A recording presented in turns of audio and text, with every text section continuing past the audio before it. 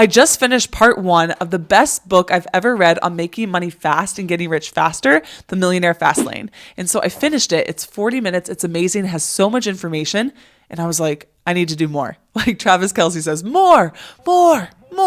And so I am back. I'm going to do more information and give you just even more details that can help change your life. Let's go ahead and get into it. If you haven't seen part 1, feel free to check that out. And if you want more videos on your money, mindset, success, and encouragement along the way, then feel free to click subscribe. Let's get into it.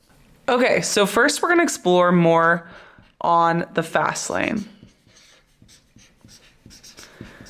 Okay, this is the fast way to wealth. There's nothing wrong with, especially the slow lane. The slow lane, I am not going to badmouth it, but if you want more, there is more. That's where there's levels to this game, okay? Levels to the game, and you've got to get going. What defines the fast lane? There's 4 things, okay?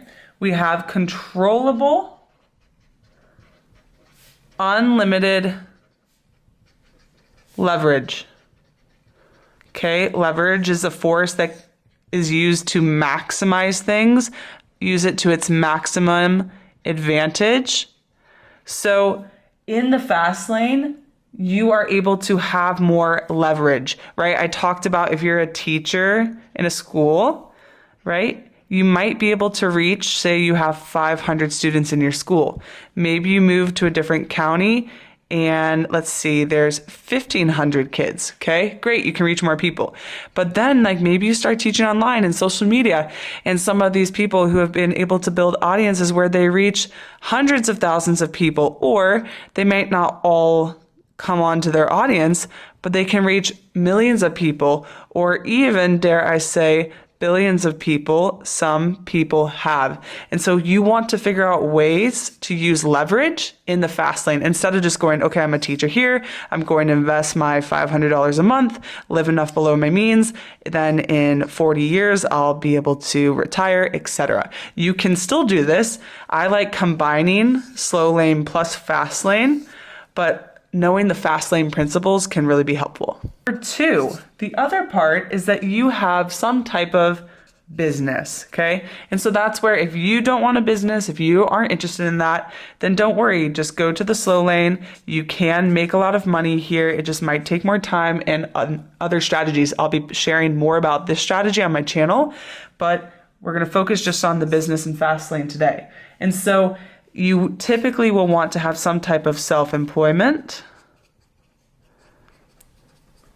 You also might want to have something like entrepreneurship, okay, etc. So you have a business. And let's go ahead and swap in here really quickly from Robert Kiyosaki's book, Rich Dad, Poor Dad. He has the Cashflow Quadrant. I wrote about this in my book. I've written about pretty much everything that I've learned about success and money and just put it all in one, which is awesome. So hopefully I'll be sharing that soon. But it's the cash flow quadrant. And so there's typically 4 ways or categories of making money. We have the employee. Typically you have a job. Okay. We have self-employed. You own a job. Remember, you still are necessary. Like if you have a YouTube channel, you're still necessary. Business owner, or some type of owner. You own a system. Or then we have investor, where own investments. And so it's just important when we're thinking about these things, because this side of the cash flow quadrant is where you're going to make more money. If you're an owner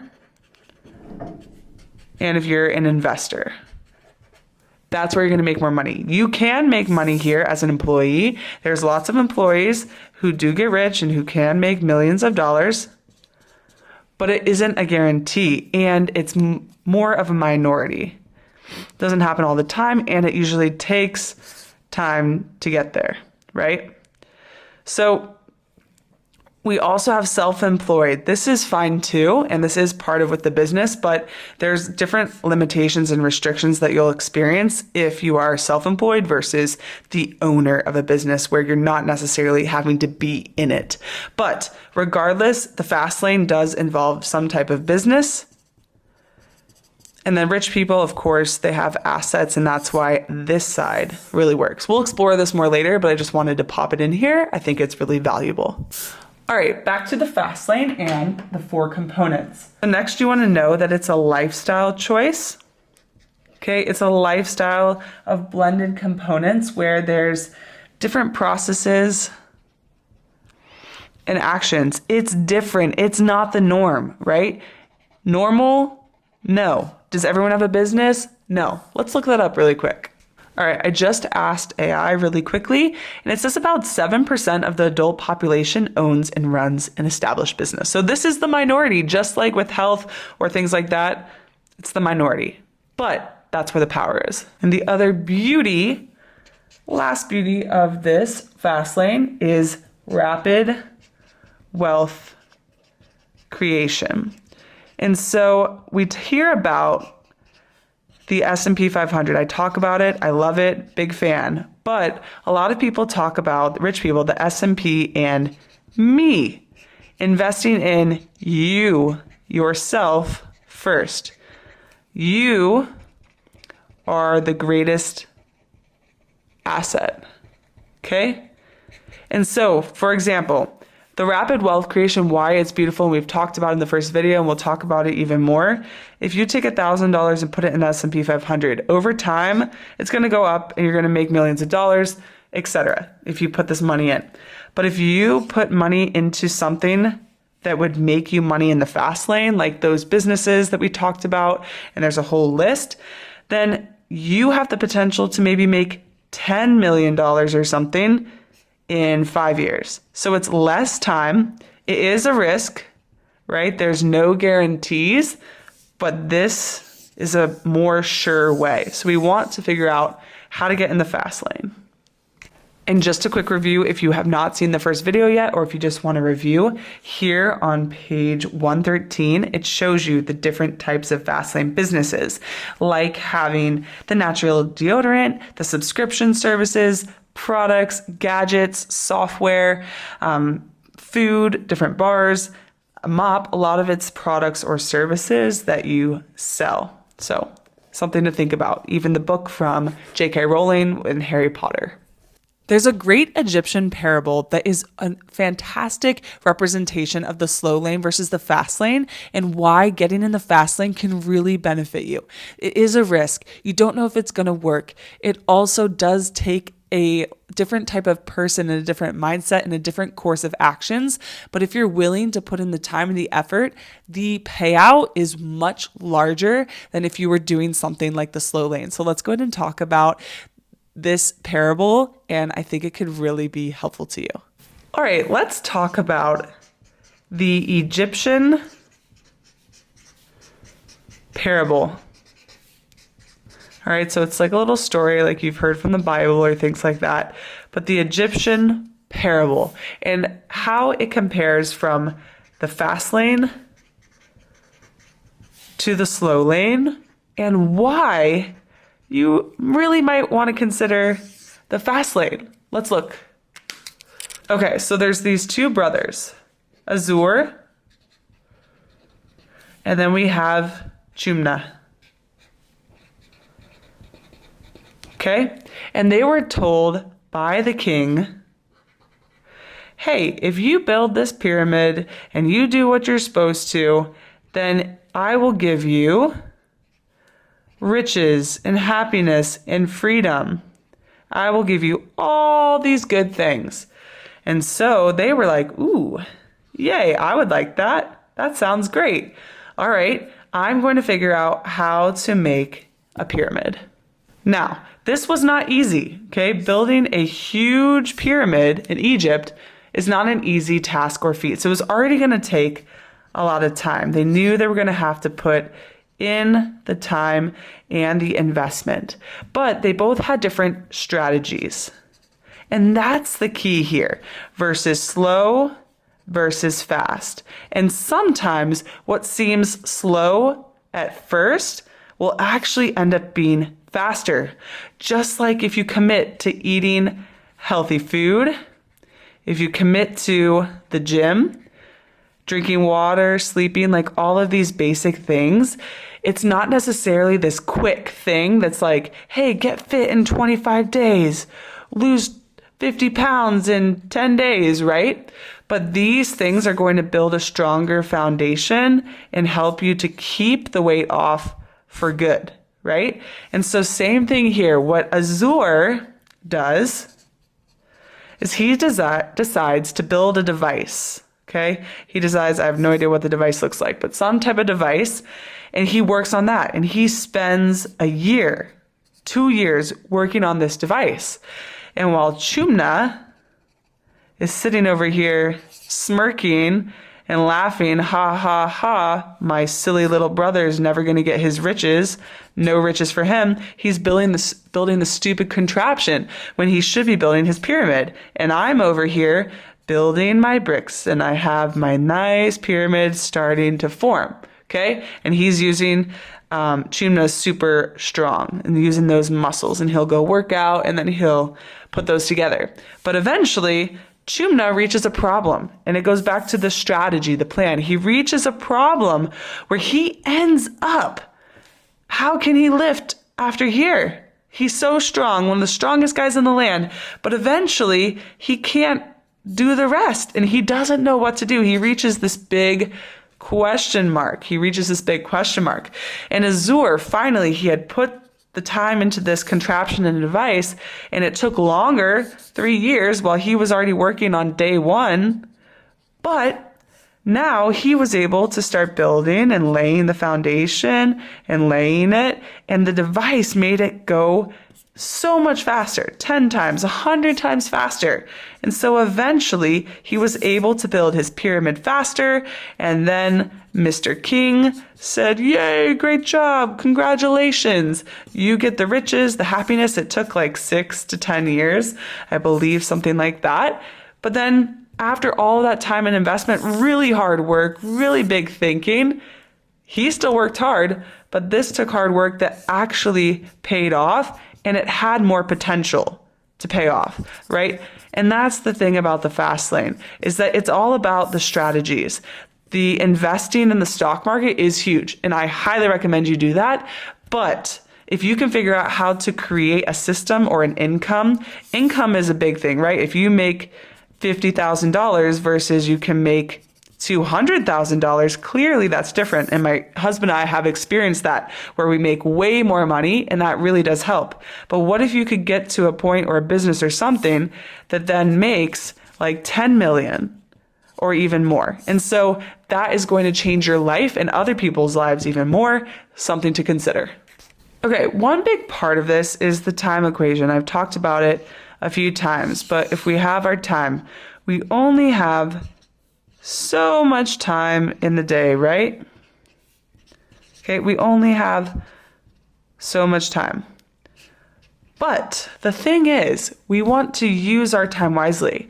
When you are in the slow lane, you're optimizing for a life where you are doing some type of 9 to 5, which there's nothing wrong with that. I think a lot of people have been scared of it and been like, oh no, this is horrible, and tears falling down my face. I don't want to do the 9 to 5. This works for a lot of people.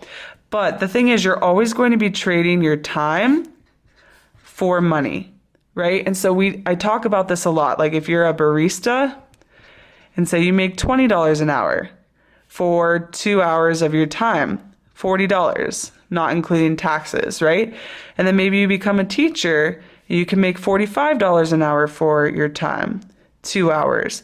Right? That's going to be, there we go, 90. Sorry, I saw that 5. $90. Okay?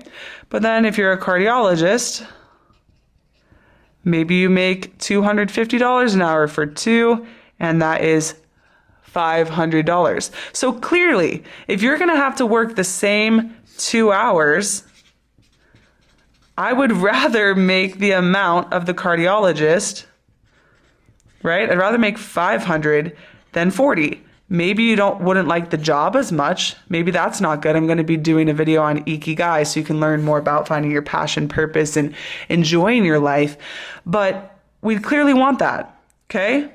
But the thing is, you're always going to give up your time. With the Fastlane, you create a system like MJ DeMarco made this book, right? So he had to write it one time, right? Maybe he put 2,500 hours into the book. Who knows? I don't know how much he spent. But if he put that time one time, he did that, then it's done. And now it's sold millions of copies.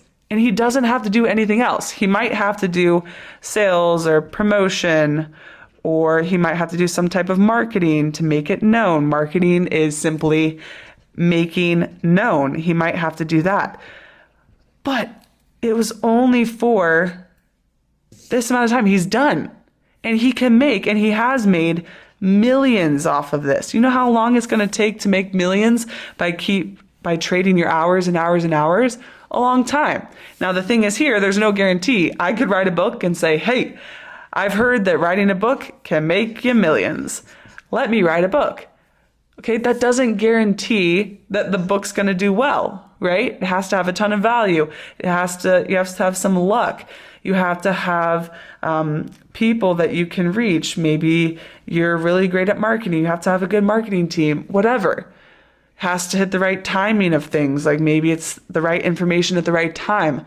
So there's no guarantee, but there is more potential on this side. Now, what a lot of people can do is work something like a 9-to-5 here while maybe working on something here. It depends on your risk tolerance, your risk aversion, also your age. Also, do you have a family that relies on you now? So maybe taking a risk like this and not having some paycheck is too risky. That's something for you to decide, but it's important to know about not just trading your time for money, that there are other options. That doesn't mean it's the right option for you, but there are other options that have a greater reward potentially. In the Fastlane, you want to think about producers versus consumers. This is another really key concept. I talk about in my book. I talk about so many of these things. But producer, you're a creator, a builder, a server, a value provider. You're solving needs, you're solving desires, you're fulfilling wants, you're fulfilling gaps in the market. You are making things. So instead of being a consumer and like, what's the latest product to buy? And we all are going to be a consumer at some level, right? We need food, etc. What can I buy? What's out there? Right? Look at these shiny new toys and entertainment and products. Instead of seeing a Mac or Apple and we're like, ooh, I want to buy, what about thinking about the store and the systems behind it? Or, hey, can I create something like an iPhone or Mac? What did they create so that I can reach the consumers? You want to be thinking more like a producer. You can consume, but if you want to join the Fastlane, right, a business, it has to do with selling or providing products and services, right? And it can be something as simple. I tell my students, like Band-Aids is $1 billion industry. I was thinking of doing a video on some of these like random businesses, or someone was telling me the other day about their dad who owns a business and it's like different physical therapy equipment and makes millions of dollars. So there's all these random businesses out there. It doesn't have to be anything fancy. You could have a new invention, but you want to think, what can I produce? What can I create? And here's a few things you can start thinking about, but we want to be here instead of here. That's where all of our money goes bye-bye. Instead of money being multiplied and made. And whether you like it or not, I was reading this quote right here. The rich rule over the poor and the borrower is slave to the lender. Proverbs 22:7. And so if you aren't rich and you aren't wealthy, you're going to be a slave and to be in shackles to whoever does have the money. And so money isn't everything. Money isn't the end of the world, but money is a tool and it will help you have a happier life and you can do a lot more with it. I want you to remember really quick, what do people pay for? So if you're a consumer, what do they want? What does a consumer want? They want to feel good. They want to be entertained. They want to be happy. They probably want to be healthy. They want to be confident. Right? They want to be secure. There's a lot of things that the consumers want. So you have to think about individual problems, like Sarah Blakely solving that problem with what to wear under white pants. But then we want to think broader, because what does that link to? Confidence, ease, style, beauty, feeling good, right? Or why do people pay to watch a movie? They want to be entertained. They want to be happy. They want to enjoy life. So you really want to think about the deep reasons of what a consumer wants so that you can create a product or a service that serves that area or need. Another really big concept that I really wanted to make sure I shared about is the law of affection. Okay? So, in the Fastlane, one of the reasons this works, let's think about a football player. Like Kansas City Chiefs quarterback Patrick Mahomes. Okay? He gets paid millions of dollars. Let's look at that really quick. Okay, yeah, look. He signed a 10-year, $450 million contract in 2020. And he makes so much more money. There's other ways he makes money, owning sports teams. I could talk more about that, but $450 million. How does he make $450 million? That is nuts. And that's just with his football salary, not promotions, not endorsements, not owning his team, the assets he has, etc. None of that. It's only through his salary. So how? It's because of the law of affection. Because the NFL is a multi-billion-dollar industry, billions and billions of dollars, right? If we look at our Cashflow Quadrant, the owner, right? Patrick's technically an employee that makes a lot of money. See, it is possible, but the owners make billions. Patrick's is making millions, lots of millions, especially for his role. It's a skill. So how can you have a high value skill? We talk about value and skill, but billions. And so because of that, and it affects how many people are fans of football and watch it. Look here, lots, 17.5 million viewers with 70,000 people attending games, etc. That adds up. And so with this, if he's impacting millions of people and they're watching and they're buying money and merchandise and the cities are making money from him, then you can make more. So the law of affection simply says that the more people you affect equals more money. Okay? So this is another reason why if you have a huge YouTube channel like Ali Abdal, my YouTube coach, 6 million followers, if he was just a teacher teaching locally, which he did for a little bit, he is a doctor, but teacher, I talked about that. You can make a certain salary depending on where you are, $80,000, $90,000, whatever. And you can impact, you have 20 to 30 kids in a class per year. If you're an elementary school teacher, 20 to 30 kids in a class per year, right? But if you can then maybe teach online or share on YouTube, someone like Ali Abdal, YouTube, you can impact millions. Therefore, you can make a lot more, right? And so it doesn't mean, none of this is a guarantee. Doesn't mean you're going to get 6 million subscribers. It doesn't mean that people are going to find what you have valuable and actually want to pay for it, or that YouTube will pay you, etc. But getting in a lane that could, Ollie being in a classroom teaching elementary school students is going to make him a certain amount of money, right?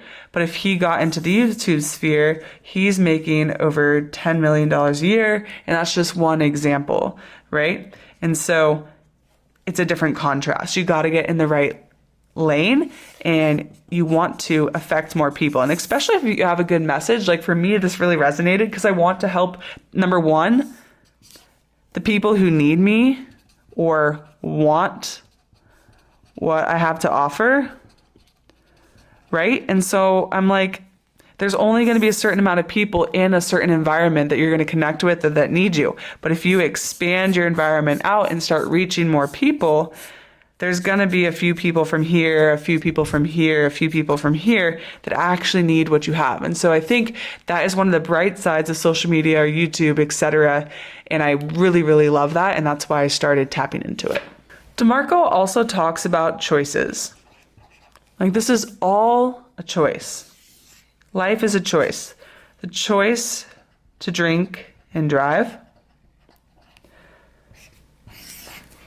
The choice to do the work on your trauma. The choice to go to the gym consistently. Right? The choice to have unprotected sex. The choice to learn about investing and reading. The choice to learn skills. The choice to make excuses. The choice to take ownership. The choice to love, the choice to serve, etc. Everything comes down to a choice. And so what choice are you going to make? The last thing I want to share that I think is really valuable is, how do I stand out? I talked about the unfair advantage, and I really recommend that video in that book. It really helped me. How do I stand out in these markets? Like, what if I did want to do YouTube or social media or something like that? What if I'm looking at the commandments of scale, which I talked about in the last video, and it's crowded. It's a crowded market. I know the upside. I know the potential. There's so much good. I can help so many people. I can make money. It's a win-win-win and a no-lose scenario if it works out. But how do I stand out? And so here are a few things that will help. So DeMarco talks about the first thing you can do is polarize. So that's interesting. It's not necessarily the best business strategy if you're trying to reach a mass market, but if you can kind of really identify, and like, if think even politically, left versus right. Shouldn't be like this, or good versus bad. Like, shouldn't necessarily be this, light versus dark, but it's polarizing. The left versus the right. We polarize. We're going to choose the right. And so we're polarizing, like we're getting rid of this side, or we're choosing the left and then we're polarizing this side, getting rid of this. That is a way to stand out. It works. It might not be the best strategy. It depends on what you're doing, but something to consider. Number 2, arouse emotions. So get people to feel something. I love this one. Like, feel the pain, especially you see those SPCA ads, or for the animals and the sweet little dogs and cats, and there's this beautiful music and it's so sad, and you're just heartstrings and your heart like breaks. And so you want to go give them money, right? And so how can you make them feel something? Or if you have a problem, like a lot of times your service solves a problem. So how can you make people feel the pain and then feel the freedom in your solution? He also does talk about being risque. So obviously we can see how that does sell for certain markets. It, like I said, might not be something you want to tap into, but I'm just sharing information that is there. and the reality of everything. Number 4, encourage interaction.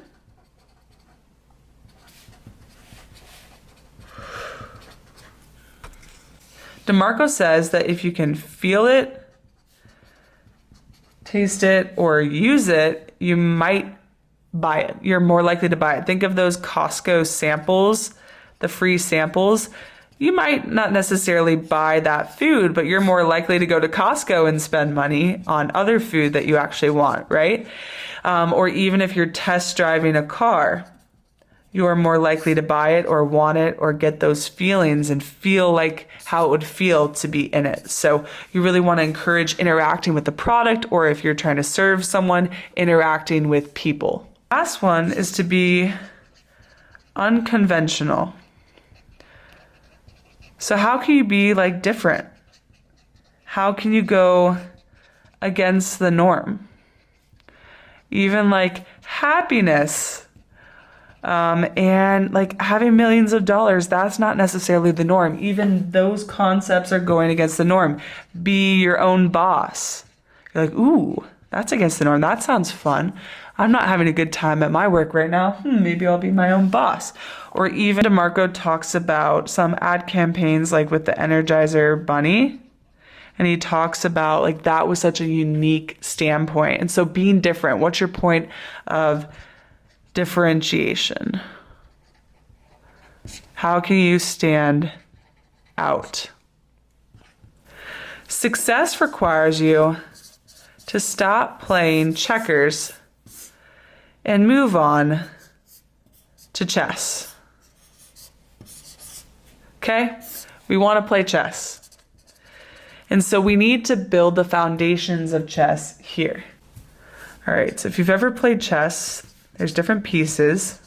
Try to draw some of them. The king, it's your execution. How are you executing your Fastlane plan? The queen, this probably should be up by the king, but that's okay. Your marketing. Okay, once you have your product, once you have it, how are you marketing? How are you making it known? That is essential. You could have the best thing in the world, the best, but if no one knows about it, then that's really sad and not helpful. The bishop